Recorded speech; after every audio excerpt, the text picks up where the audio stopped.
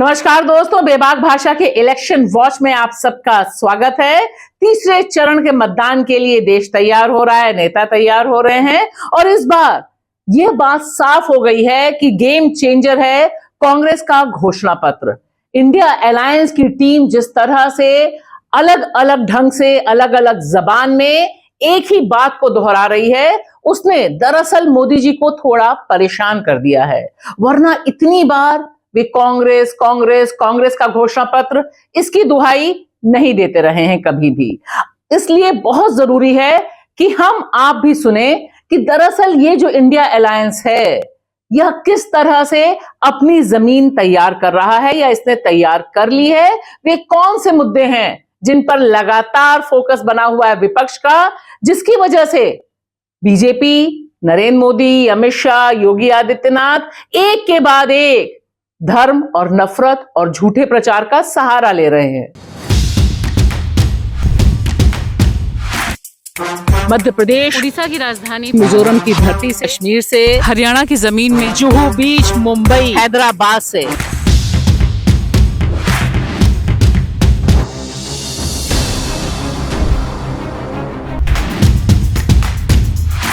इसमें सबसे पहले जरूरी है देखना कांग्रेस के नेता राहुल गांधी और उनके भाषण का स्टाइल। आइए सुनते हैं कि किस तरह से वह एक बड़ा डिफरेंस पैदा कर रहे हैं।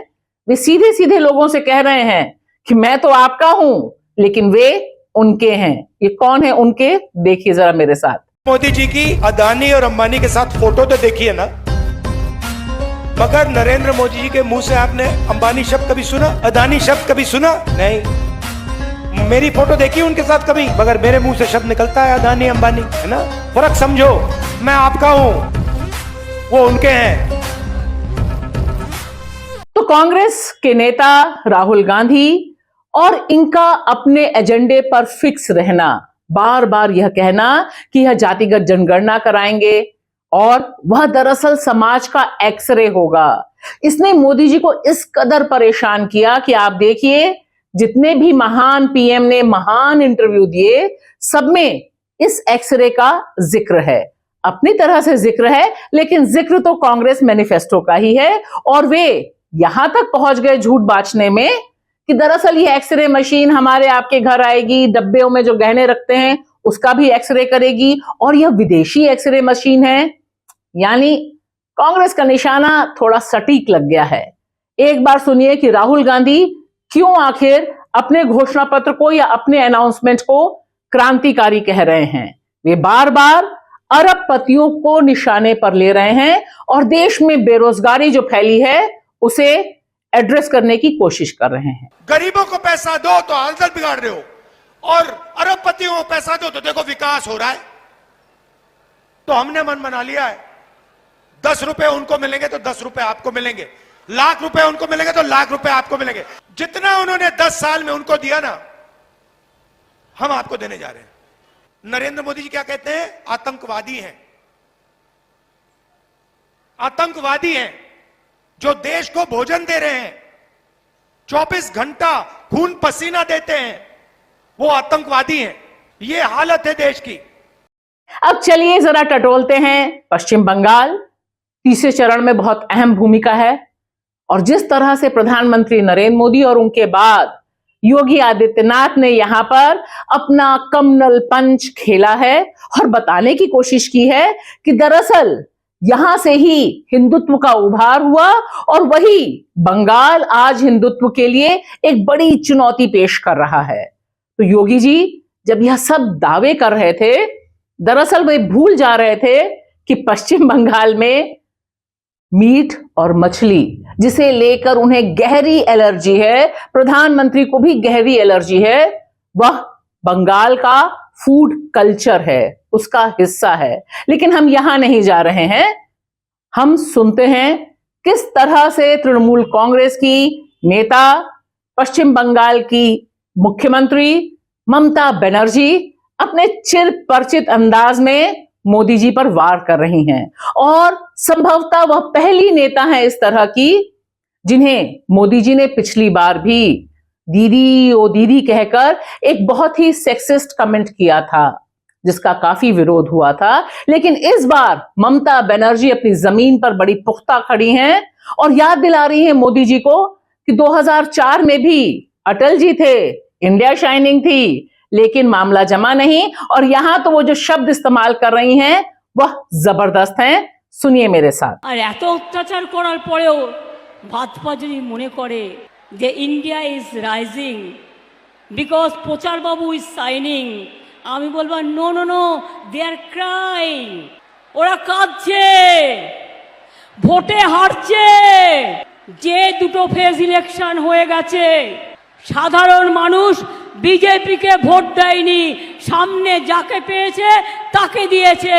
নেগেটিভ ভোট বিজেপির বিরুদ্ধে, পজিটিভ ভোট মানুষের জন্য, দেশের জন্য।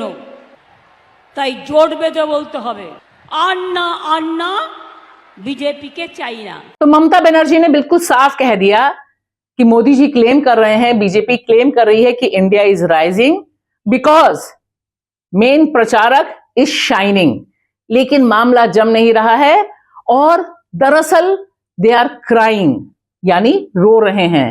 क्यों रो रहे हैं? क्योंकि चुनाव हारने जा रहे हैं और साधारण जनता ने यह मन बना लिया है कि वो वोट बीजेपी को नहीं करेंगे। और वह भी दावा कर रही हैं कि किस तरह से पहले 2 चरण में भारतीय जनता पार्टी के पक्ष में मतदान नहीं हुआ।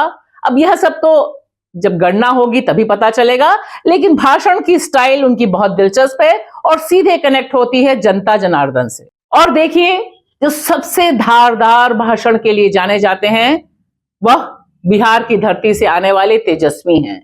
तेजस्वी यादव से बड़े पैमाने पे लोगों का विश्वास जगा है और नौजवानों ने एक अलग ढंग की आस्था और ऊर्जा का संचार किया है पूरे के पूरे इस महासमर में।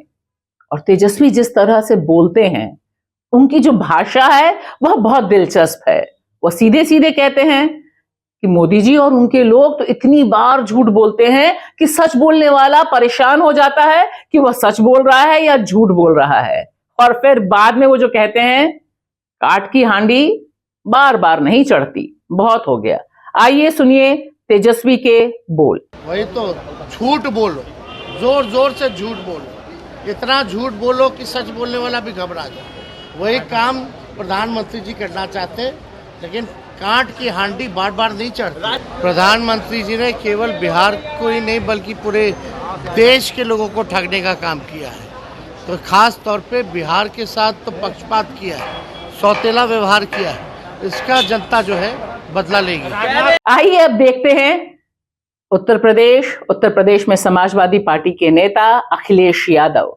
उत्तर प्रदेश भी बहुत खास है और यहां पर भारतीय जनता पार्टी को कॉन्फिडेंस नहीं, इसलिए इतने चरणों में इन 80 सीटों पर चुनाव हो रहा है।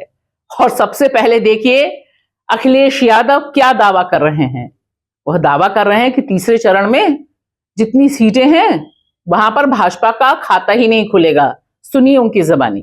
तो यहां की लोकसभा से लेकर के मैनपुरी की लोकसभा तक वोट पड़ने जा रहा है और इस चरण में मैं कह सकता हूं कि भारतीय जनता पार्टी का किसी भी लोकसभा में खाता नहीं खुलने वाला। और देखिए अखिलेश यादव पत्रकारों के सवाल का जवाब देते हुए बहुत 2 टूक शब्दों में कहते हैं कि बीजेपी हार रही है, इसलिए निराशा है, मरता नहीं तो क्या करता। मंगलसूत्र का सवाल भी उठाते हैं।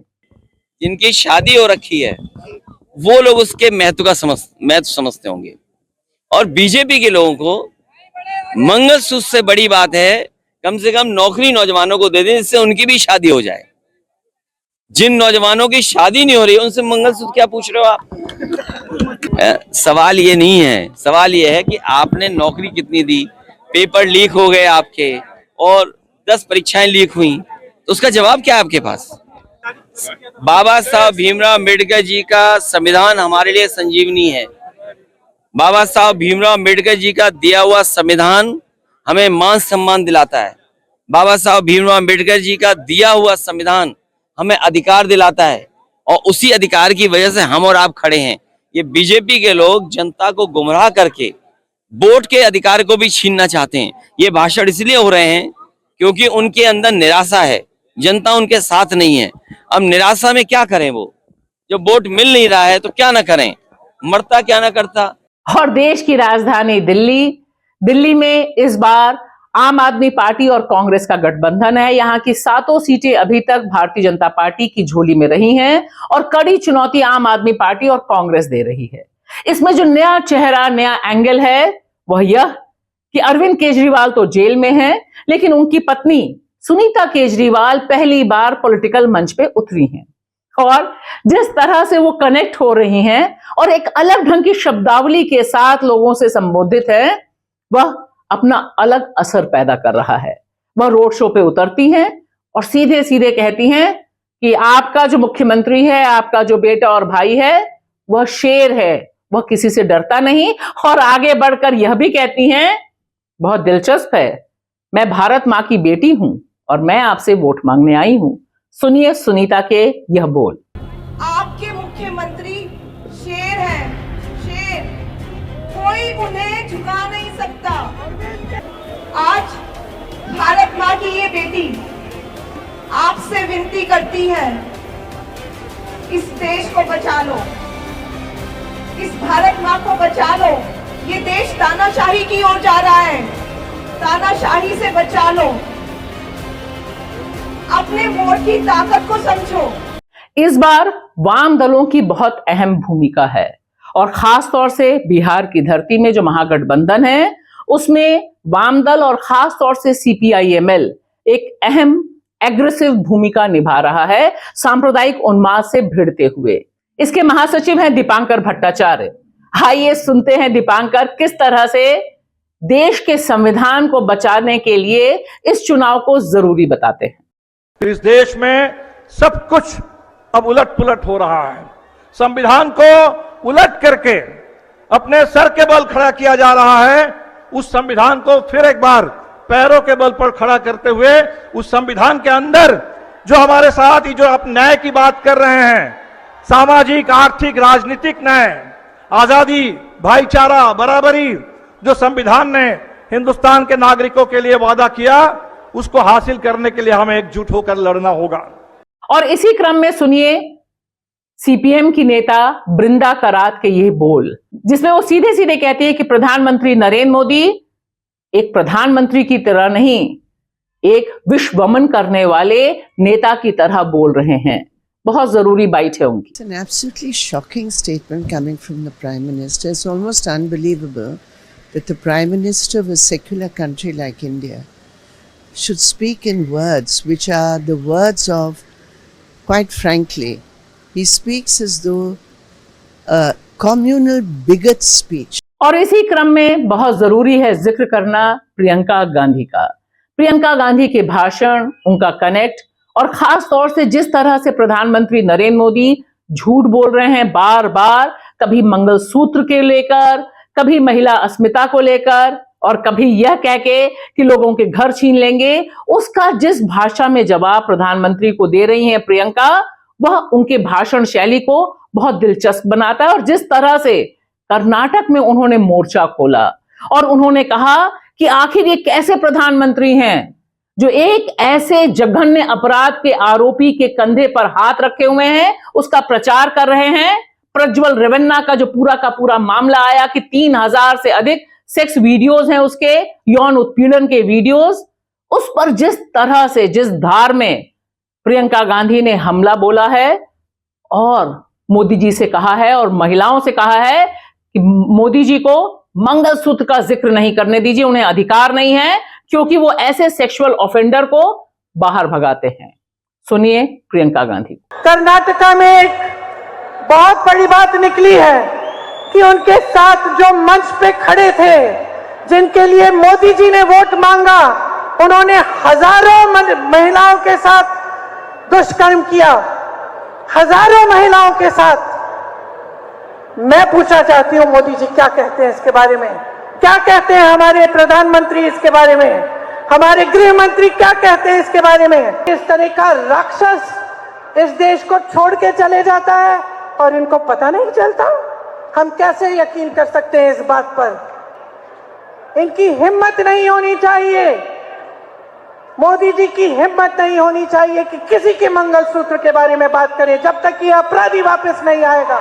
और इसी क्रम में क्योंकि जिक्र हो रहा है प्रज्वल रेवन्ना का, जो जिन पे आरोप लगा है, और जो आरोप है वह बता रहा है कि देश के इतिहास में संभवतः पहली बार इस तरह का जघन्य अपराध सामने आया है। और देखिए यह वीडियो ड्राइवर का है। प्रज्वल रेवन्ना के ड्राइवर सामने आकर बोलते हैं, अपनी पत्नी के बारे में भी जिक्र करते हैं और सीधे सीधे कहते हैं कि यह पेन ड्राइव जिसमें सेक्स वीडियोस भरे हैं एक्सप्लॉयटेशन वाले, वह मैंने बीजेपी के नेता को दिए थे। यानी मामला बहुत साफ है। ಪ್ರಜ್ವಲ್ ರೇವಣ್ಣ ಅವರ ಫ್ಯಾಮಿಲಿಗೆ ಮತ್ತು ಪ್ರಜ್ವಲ್ ರೇವಣ್ಣ ಅವರಿಗೆ 15 ವರ್ಷದಿಂದ ಡ್ರೈವರ್ ಆಗಿ ಕೆಲಸ ಮಾಡ್ತಾ ಇರ್ತೀನಿ. ಈಗ 1 ವರ್ಷದಿಂದ ನಾನು ಅಲ್ಲಿ ಕೆಲಸ ಬಿಟ್ಟಿರ್ತೀನಿ. ಏನು ಬಿಟ್ಟ ಕಾರಣ ಏನಂತಾರೆ, ಇದೇ ಮಾಧ್ಯಮದಲ್ಲೆಲ್ಲ ಬೆತ್ತರಿಸಾಗಿದೆ. ನನ್ನ ಮೇಲೆ ಆಗಿರ್ತಕ್ಕಂಥ ಜಮೀನನ್ನ ಬರ್ಸ್ಕೊಂಡು ನನ್ನ ಹೆಂಡತಿಗೆಲ್ಲ ಹೊಡೆದು ಹಿಂಸೆ ಕೊಟ್ಟು ನನಗೂ ಮಾನಸಿಕವಾಗಿ ಹಲ್ಲೆ ಮಾಡಿ ನಮ್ಮ ಜಮೀನನ್ನ ಬರ್ಸ್ಕೊಂಡಿರ್ತಾರೆ. ಹಂಗಾಗಿ ನಾನು ಅವ್ರ ಮನೆಯಿಂದ ಹೊರಗಡೆ ಬರ್ತೀನಿ. ಹೊರಗಡೆ ಬಂದ ಮೇಲೆ ನಾನು ಕೇಸ್ ಹಾಕ್ಲಿಕ್ಕೆ ಅಂತೇಳಿ ಹೋರಾಟ ಮಾಡ್ತಾ ಇರ್ತೀನಿ. ಹಂಗಾಗಿ ನನಗೆ ದೇವರಾಜೇಗೌಡರು ಇವ್ರ ವಿರುದ್ಧ ಹೋರಾಟ ಮಾಡ್ತಾ ಇರ್ತಾರೆ. ಬಿಜೆಪಿ ಮುಖಂಡರಾದಂಥ ದೇವರಾಜೇಗೌಡರು ಒಳನಾಥಪುರದಲ್ಲಿ ಬಿಜೆಪಿ ಕ್ಯಾಂಡಿಡೇಟ್ ಆಗಿ ನಿಂತ್ಕೊಂಡಿರ್ತಾರೆ. ಹಂಗಾಗಿ ಇವ್ರ ಫ್ಯಾಮಿಲಿ ವಿರುದ್ಧ ಹೋರಾಟ ಮಾಡ್ತಾ ಇರ್ತಾರೆ. ನನಗೆ ಬೇರೆ ಯಾರಿಂದಲೂ ನ್ಯಾಯ ಸಿಗಲ್ಲ ಅಂತ ತಿಳ್ಕೊಂಡು ನಾನು ಇವ್ರ ಹತ್ರ ಹೋಗ್ಬಿಟ್ಟು ನನ್ನ ಕಷ್ಟ ಎಲ್ಲ ಹೇಳ್ಕೊಂತೀನಿ. ಅದಕ್ಕೆ ಅವರಿದ್ದವರು ನಿನಗೆ ಏನಾಗಿದೆ ನೋವು, ನೀನೇನು ಕಳ್ಕೊಂಡಿದ್ದೆ, ಪ್ರತಿಯೊಂದು ನಾನು ನಿನಗೆ ನ್ಯಾಯ ತೋರಿಸೋಂಥ ಕೆಲಸ ಮಾಡ್ಕೊಡ್ತೀನಿ ಅಂತೇಳಿ ನನಗೆ ಹೇಳಿರ್ತಾರೆ. ಅದು ನಂಬಿ ಅವ್ರ ಹತ್ರ ಹೋಗಿ ನಾನೆಲ್ಲ ಹೇಳ್ಕೊಂತೀನಿ. ಅದಾದಮೇಲೆ ಅವ್ರೇನು ಮಾಡ್ತಾರೆ, ನನಗೆ ಅವ್ರು ಯಾವುದೇ ಕೇಸ್ ತಗೊಳ್ಳಲ್ಲ, ನಾನು ಬೇರೆ ಲಾಯರ್ ಬಿಟ್ಬಿಟ್ಟು ನಾನು ಕೇಸ್ ಹಾಕ್ತೀನಿ. ಅವ್ರು ಕೇಸ್ ನಡೀತಾರೆ. ಮತ್ತು ಇವ್ರು ಏನು ಮಾಡ್ತಾರೆ ಅಂದರೆ ಮತ್ತೆ ನಾನು ಕರೆಸ್ಕೊಂಡು ನಿನಗೆ ಕೋರ್ಟಲ್ಲಿ ಹೋರಾಟ ಮಾಡಿದ್ರೆ ನಿನಗೇನು ನ್ಯಾಯ ಸಿಗಲ್ಲ, ಜನಗಳಿಗೆ ತಿಳಿಸ್ಬೇಕು ಅಂತ ಹೇಳ್ಬಿಟ್ಟು ಕರ್ಕೊಂಡ್ಬಂದು ಮೀಡಿಯಾದಲ್ಲಿ ನಾನು ಎಲ್ಲ ರೀತಿ ಸ್ಟೇಟ್ಮೆಂಟು ಎಲ್ಲ ಮೀಡಿಯಾದಲ್ಲೂ ಕೊಡಿಸ್ತಾರೆ. ಆದಮೇಲೆ ಇದೆಲ್ಲ ಬೆಳವಣಿಗೆ ಆದಮೇಲೆ ಪ್ರಜ್ವಲ್ ರೇವಣ್ಣ ಅವ್ರಿಗೆ ನನ್ನ ಮೇಲೆ ಒಂದು ಸ್ಟೇ ಆರ್ಡರ್ ತರ್ತಾರೆ. ಇವರು ಯಾವುದೇ ರೀತಿ ಒಂದು ಫೋಟೋ ಆಗಲಿ ವಿಡಿಯೋ ಆಗಲಿ ರಿಲೀಸ್ ಮಾಡಬಾರ್ದು, ಅಶ್ಲೀಲವಾಗಿರೋದು ಅಂತ ಹೇಳ್ಬಿಟ್ಟು प्रज्वल रेवन्ना ನನ್ನ ವಿರುದ್ಧ ಸ್ಟೇ ತರ್ತಾರೆ. तीसरे चरण का चुनाव किस दिशा में जाएगा और उसका एजेंडा क्या होगा, कम से कम विपक्षी नेताओं की ये जो धार है, ये जो भाषा और ये जो भाषण शैली है, यह एक विविध रेनबो बना रही है। ऐसा रेनबो जो भारतीय लोकतंत्र के लिए कम से कम जिंदा रहना बहुत जरूरी है। शुक्रिया।